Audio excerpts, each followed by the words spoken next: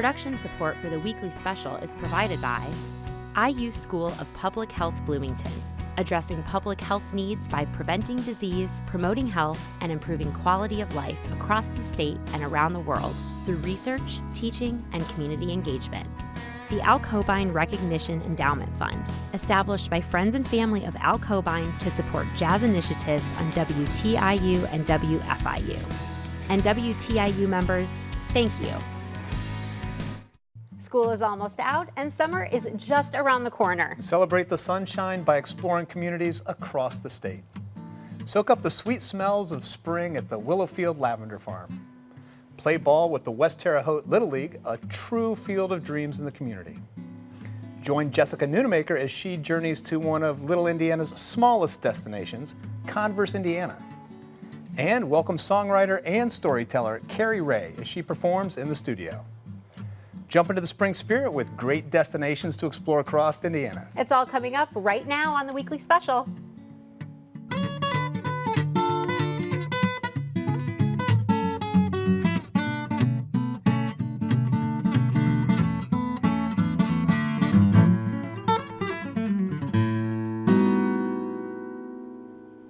Welcome to the weekly special. I'm Daryl Neer. And I'm Erica Sagone. All right, Erica, spring's here, the weather's getting beautiful. What are you going to do outside? You know, I have to say I really do love getting my garden started because it's the most hopeful time of year in there before everything starts to go wrong. Well, what about you? I like the garden, if by garden you mean farmer's market and wandering and purchasing there. Well, there is no better place, at least better smelling place, to enjoy the spring season than the Willowfield Lavender Farm in Mooresville, Indiana.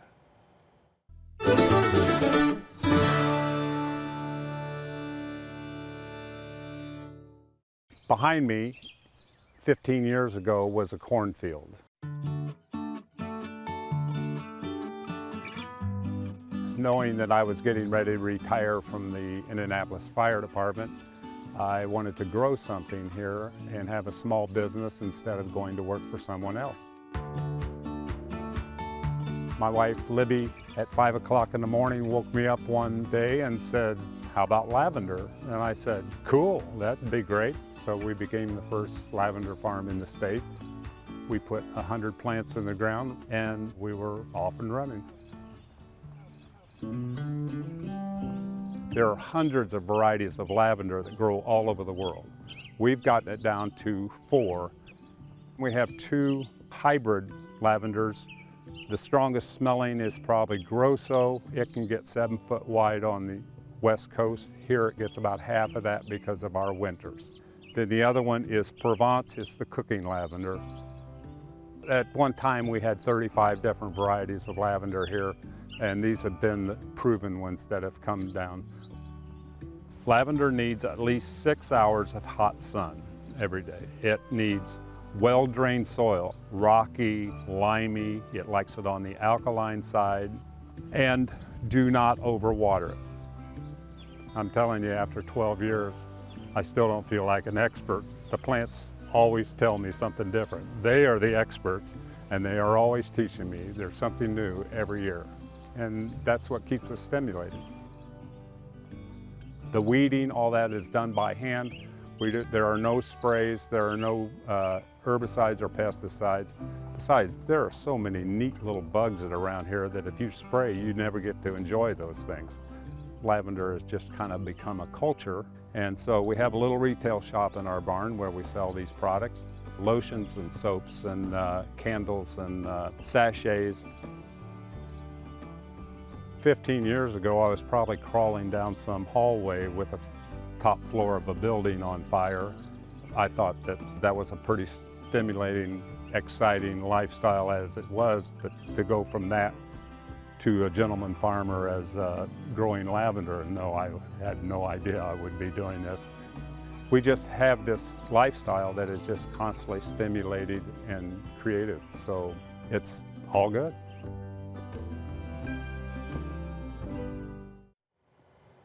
The Willowfield Lavender Farm will open for the season on May 23rd. Find hours and directions at willowfieldlavender.com. All right, Erica, you garden, we see the lavender. Do you raise herbs yourself? Yes, but I have to say that I've never had any luck with lavender, so I'm just going to leave that up to Willowfield. Well, if you do have luck with lavender, then this next segment is for you. Annie from Earth Eats has shared some great food recipes with us in the past. But with the hot sun warming up our days, what a great time to find some refreshing drink recipes to cool you down.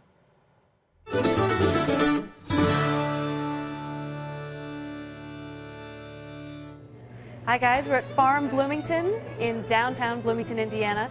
You'll see we're surrounded by these gorgeous flowers. Chef, we're in a restaurant. What the heck are flowers doing in a restaurant? Well, a lot of people don't know that flowers are edible and drinkable, and today we're going to be making a very traditional lavender lemonade.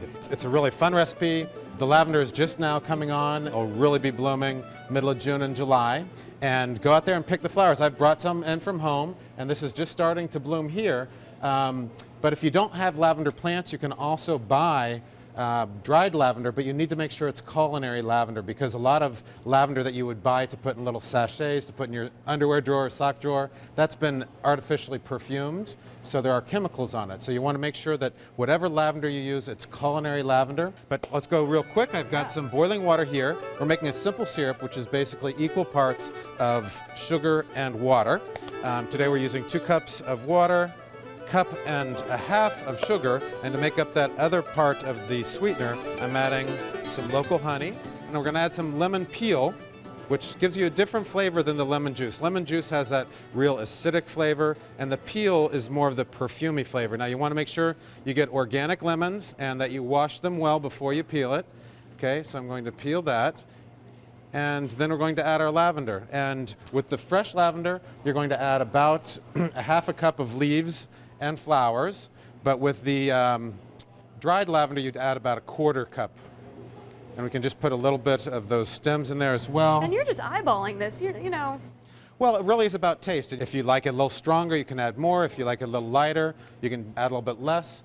And when it's strong enough, you can just strain it out. Okay, I've got about enough lavender there. We can bring it to 1 boil back in the kitchen and then let it steep for about 15 or 20 minutes.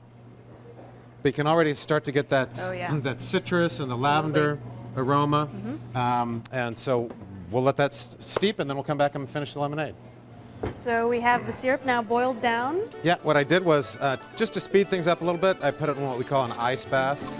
So now I have our nice syrup, and I'm just going to leave everything in there for today. If you wanted to be fancy and take the time, you could strain that out. But I kind of like the way this looks in here. Looks great. Okay, we're going to add 2 cups of lemon juice. And then we're going to add water to taste. And we're just going to stir this in. Garnish our glasses with a little bit of lemon. If we wanted to, we could put a nice piece of lavender in each one. Okay, and then very important, we're going to give it a taste. I think you're going to really like this. Again, if you wanted to make it more of an adult beverage, you could add a little bit of Indiana vodka or your favorite vodka to it. I'm going to take the one that has some of the lavender pieces in it. Okay. That's okay with you? All right, well, okay. cheers. Cheers. And here's to summer. Absolutely. You can learn more about real food and green living on the Earth Eats website. Print off recipes, read the latest in food news, and subscribe to our weekly podcast. It's all available at eartheats.org. And Annie's new Earth Eats book is on sale now, featuring more delicious recipes, gardening tips, and green living stories. Visit iupress.indiana.edu for more information. Oh my goodness, that looked so refreshing. I want it right now. Daryl, what's your go-to drink in the springtime? Tall, boozy or otherwise? Tall, cold, on a patio, that's perfect. But if I had to have a go-to, it's going to be a Moscow Mule. Delicious. Well, if you haven't guessed over the years, spring for me means baseball. And thanks to the hard work and dedication of the West Terre Haute community, for a lot of kids over the last 60 years, it's meant baseball as well. The crack of a bat, the cheers in the stands, and cooling down with a sweet treat. What's a better way to enjoy a summer day?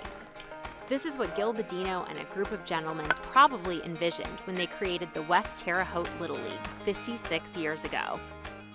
But 1 year ago, this idealistic scene would not have existed.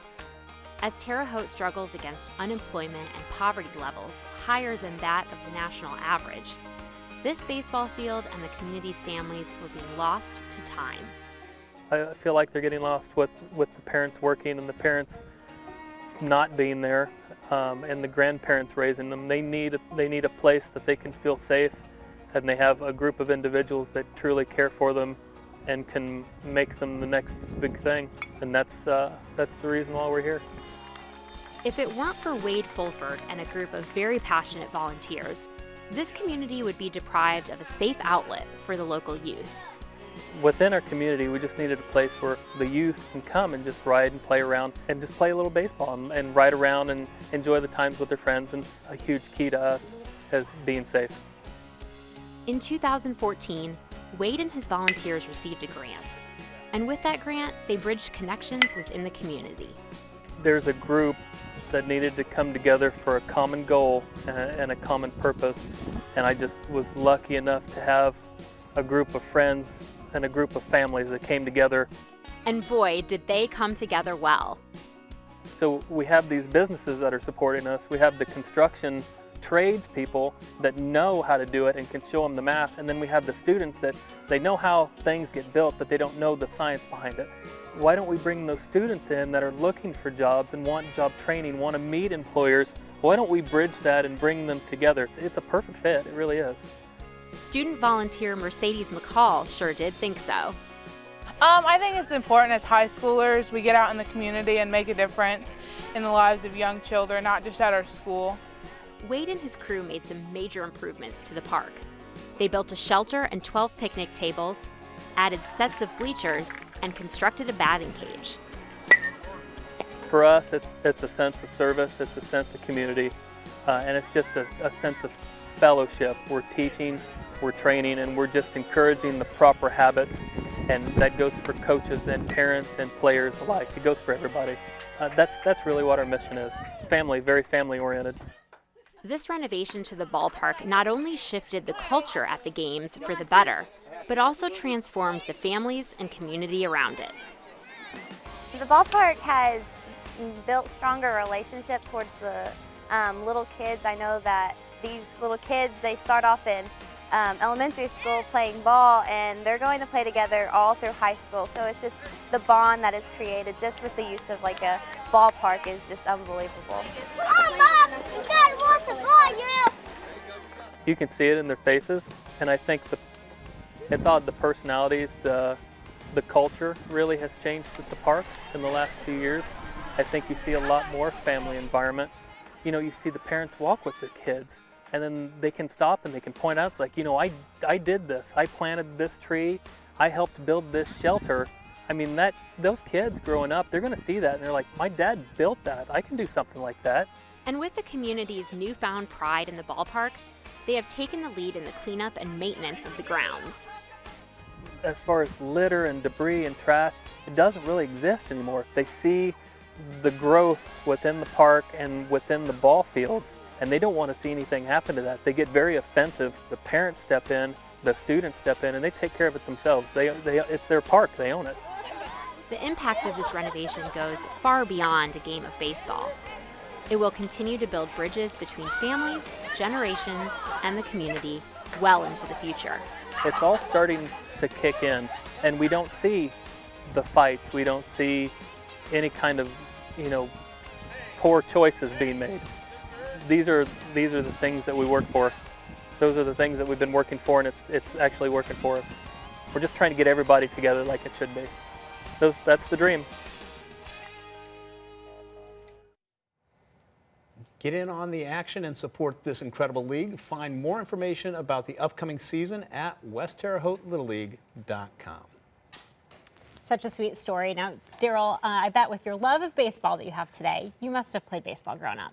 I grew up watching fast pitch softball with my dad, played baseball from Little League to high school. My brother played, my mom coached. It's a family affair. What'd you play? First base. I was slow and slower. Well, if you are looking for ways to get into the small town spirit this season, Jessica is here to share a new destination. Today is one of the smaller small towns that we've covered yet. I think it's important to keep in mind that no matter how small the town, there is always something to see and do. You just didn't know where to find it until now. Where can you find amazing barbecue, a fantastic antique shop complete with a humorous John Dillinger story, a wood carving club, vegan-friendly soap, and shopping? In Converse, Indiana, that's where. Converse may seem like a sleepy little town at first glance, but just you wait. Itty Bitty Acres is an adorable home decor shop with plans to become the fairy garden decor destination. Really, it's cuter than cute, and full of seasonal and general gift items. I just love it. Unless you happen to be a Cahoots soap company and find yourself surrounded by homemade scents. In this case, smelling is believing. Everything is made on site. Soaps, candles, lip balm, room spray, there's a lot here. Brown sugar and fig, oat and honey. You'll also see special blends like outdoorsman or gardening. If you are feeling hungry, you are in luck. Right next door lies a phenomenal dining option, Jefferson Street Barbecue. All the sides are homemade. They smoke their own meats and, well, you can't go wrong with the pulled pork wrap.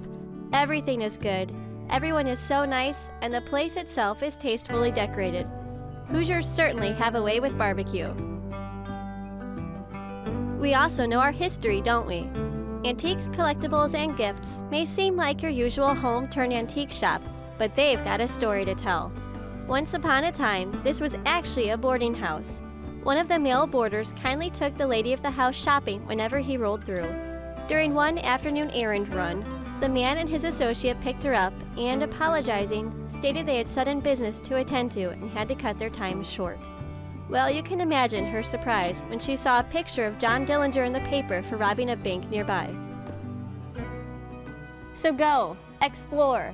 There's more to Indiana than race cars, cornfields, and basketball, even in a small town like Converse, especially in a small town like Converse. Begin your great Indiana town adventure by heading to www.littleindiana.com. Small towns, destinations, not drive-thrus. Converse prides itself on being Indiana's first fair. It's just around the corner, so be sure to visit showmegrantcounty.com for more information. And great news for Little Indiana. Jessica Nunemaker just won a Best in Indiana Journalism Award from the Society of Professional Journalists for her book. It is full of great summer road trip ideas to destinations that are her favorite and probably going to be yours too. Well, when you're taking those weekend road trips, you need great music to go along, and we are lucky to introduce you to one of the best. Meet Cari Ray.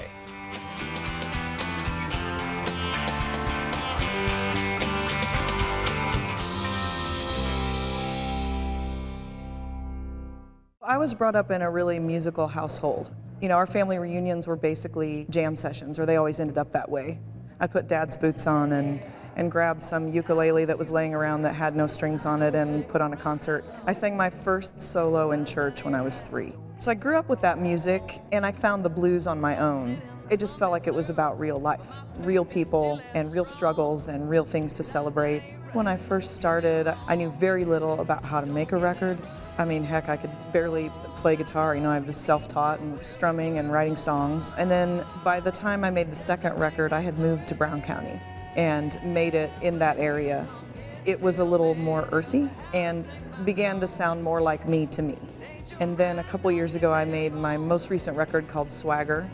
I play everything from solo shows, which I love. I love to do that, and I love the intimacy that that creates with an audience, because it's just you and them. The way it stacks up after that is as a duo, and that duo nearly always consists of myself and Deon O'Brien on percussion and backing vocals.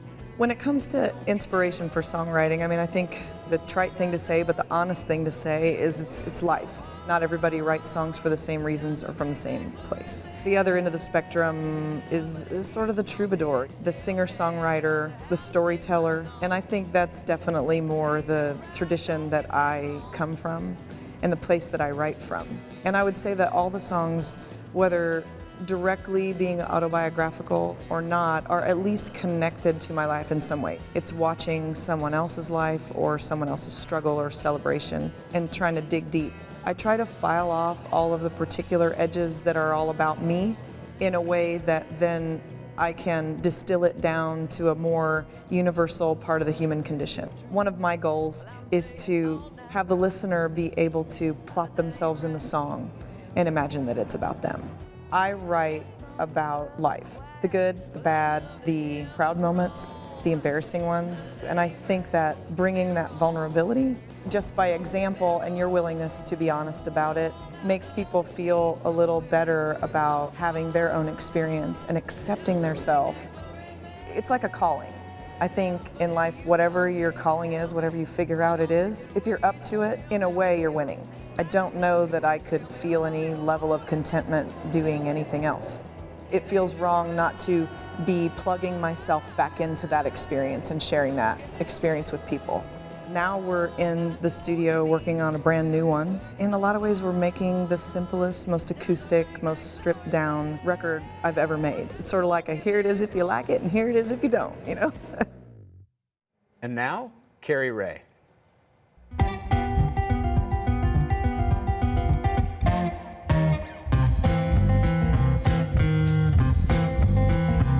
He said, sister, won't you tell me, oh, why am I alone? You know, I got no little children, no woman warm at home. Said, brother, look around, how do you expect to find no wife when you're holding down a bar stool? Oh, nearly 7 nights.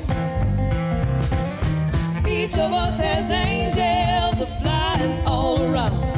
Bright shining ones from heaven, dark ones from the ground. And if you're being Christian or if you're being mean, it's a bad and better angels carry you between.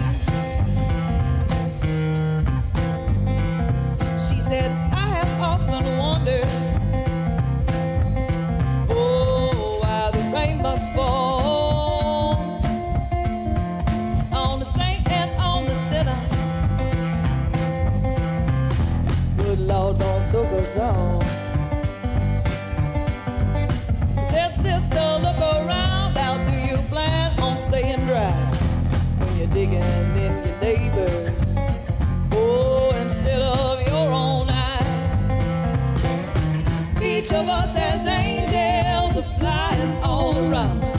Bright shining ones from heaven, dark ones from the ground.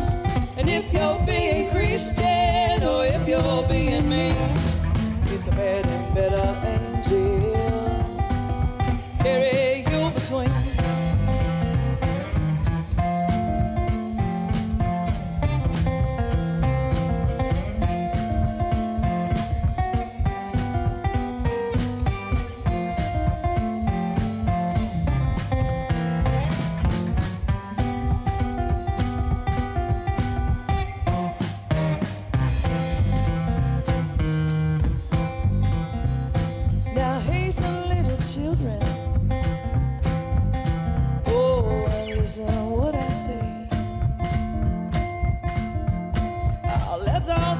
Judging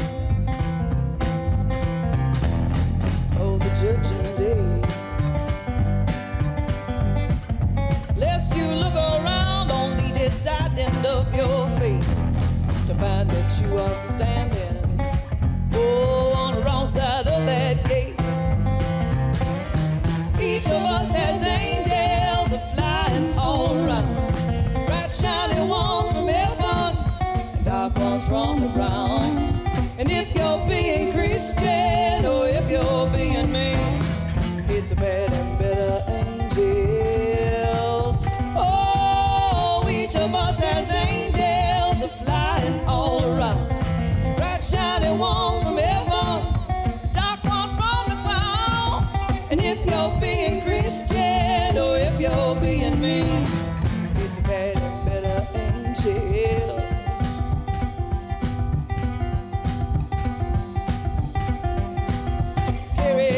Between.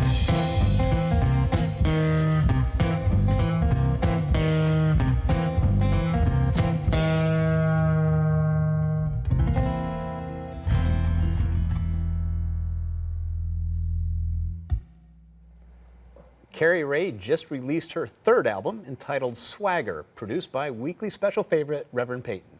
Learn more at her website, cariray.com. Erica, we've learned a lot of things we can do this spring. It's wonderful. Absolutely. You know, cold drinks, baseball, good road trips. Doesn't get much better than that. Well, that's all the time that we've got for tonight. Thanks for joining us. One more time before we go, Cari Ray.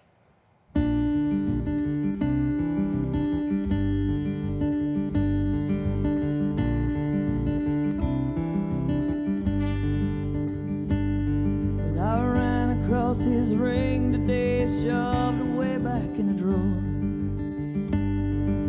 Remembered what he'd said to me about what rings are for. They're for keeping things together, they used to be apart.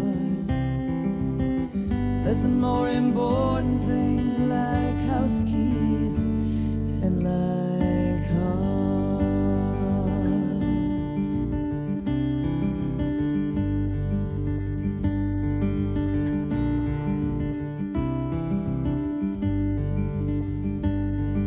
What you know at 17 would barely fill a jar.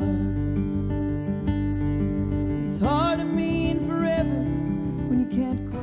Production support for the weekly special is provided by IU School of Public Health Bloomington, addressing public health needs by preventing disease, promoting health, and improving quality of life across the state and around the world through research, teaching, and community engagement.